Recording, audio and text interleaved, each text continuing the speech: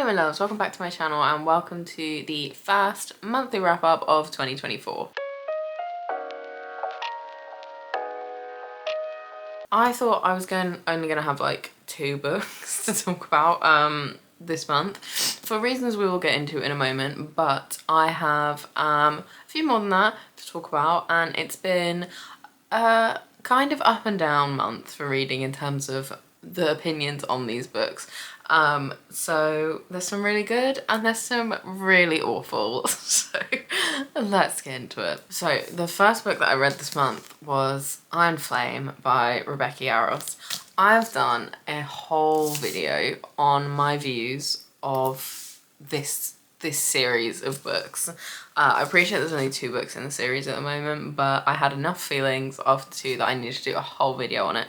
So I'm not going to go into it too much today, but if you want to know my full, unfiltered opinions on this book, then go and watch that video, because I go into it a lot more there. To sum up how I feel about this book, I rated it 1 star. I did not enjoy this book at all. I was already a bit on the fence on the series after reading Fourth Wing, but this was the most boring book I have ever read in my life. No exaggeration. It was so boring, and this book was the reason that I thought I wasn't gonna have much to talk about this month, because I was just putting off finishing this. It was so hard to motivate myself to read it because it was just so boring. I started it at the end of December and I only finished it last week, and I am filming this on the last day of January, so it took me like a month to get through because it just was not enjoyable for me at all. And I know loads of people like this series, so if you do like it, that's fine. Enjoy it, have fun with it. But for me personally, the plot was lacking. It felt like there was so much filler in this book that didn't really need to be there. The characters feel like they've regressed in terms of development, and there was just unnecessary drama constantly.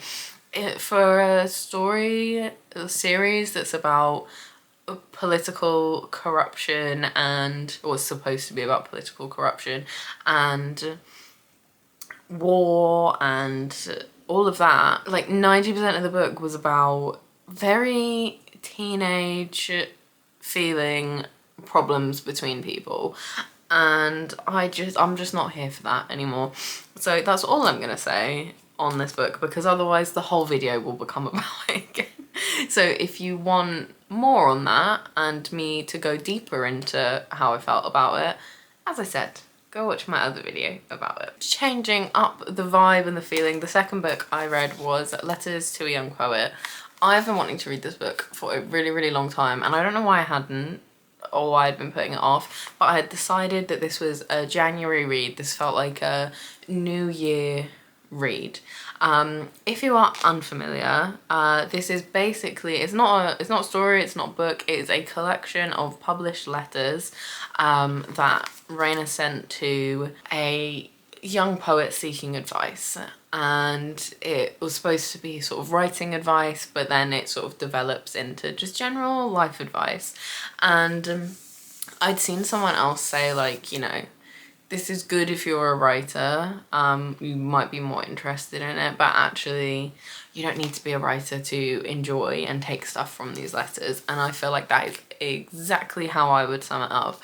This is really, really short read. The actual, like, the letters are not even this long of the book, and the book's only like less than 100 pages. The actual letters themselves probably only take up maybe a third or a little bit more of this book, so you can get through it quite quickly. I personally found it just touched something in me. I don't know if it's the stage in my life that I'm going through at the moment, but it just felt timely, and I'm kind of glad that I left it to read until now, because it just felt like the perfect time. Even though these, you know, letters were written in a completely different era, like early 1900s, and, you know, society, the world in general was very different then. I think there's still so many things that are really applicable, and I just found it reflective and inspiring, not just from this person, but for me to then take on board.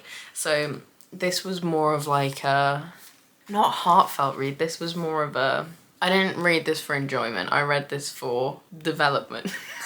I will definitely come back to this and revisit it, especially because it's quite easy to get through, and you can, you know, the different letters focus on different things, so you can sort of come back and just look at certain ones. And there was one in particular about experiencing negative emotions and sadness, and how we as humans try at all costs to avoid that when actually we just need to feel it sometimes, which really just, I think, summarised very well a lot of things that I have been thinking for a long time, and it was just a nice reminder, and it was just a really, really good read. I would really recommend it. I don't think I said it, I rated this 5 stars. Like, I was reading the first letter and I was like, this is already gonna be 5 stars, I know. So if you're looking for a quick start of year inspirational book, I would recommend. There are obviously, because it's from the 1900s, some things that aren't really applicable, and you know, the world has changed a little bit, but generally stands up pretty well. Weren't really any bits that I was like, if, like other things that I've read of that time. So very good, very dear place in my heart. Immediately earned a place on the favourites bookshelf, like straight away. The next book that I read was a Kindle one, so I will just put it here. It was Legends and Lattes, and I don't remember who it's by because I don't have the actual book with me. I'll put it down below. I feel like most people have heard of this book. It was very big a while back. I appreciate I'm a little bit late to the party on it, but I've had it for ages and have been meaning to read it, and I just hadn't for whatever reason. I wanted something, especially after slogging through Iron Flame, I wanted something that I knew was going to be quite cozy, quite easy to read, a nice little comforting read, and that is exactly what this is. If you don't know, Legends and Lattes is about an orc called Viv. Is her name Viv? I don't remember. I think her name's Viv, and she's been like a mercenary for a really long time, and she's just had it. She doesn't want to do that anymore. She wants to open a cafe after trying coffee for the first time and just sell coffee to people and create a nice little cozy environment, and that is what the book is about. I've seen a lot of other people say like, oh, it has no plot, so I didn't enjoy it. I can understand that. However, I thought that was too much plot. I really appreciate just the cozy vibe, seeing all of these different characters come together and make unlikely friendships. And there was like a little bit of plot in there, but for me, I just was like, I could have quite happily done without that. I didn't necessarily need that to happen. I would have just read a whole book of these friends coming together and creating this cafe and it developing. I thoroughly enjoyed it. It was really sweet. Some cute different characters, and I think this was, if you watched my video where I talked about the Empyrean series, I mentioned just feeling lately like a lot of fantasy books are just becoming the same, and a lot of fantasy books just almost feeling like they've copied and pasted the main elements but just slightly changed. Like, you know, it's a different continent, slightly different love interest, but they're all vaguely the same. A slightly different set of powers, but everything feels very similar. And for that reason, I've not really been reading fantasy. I've kind of stepped away from it.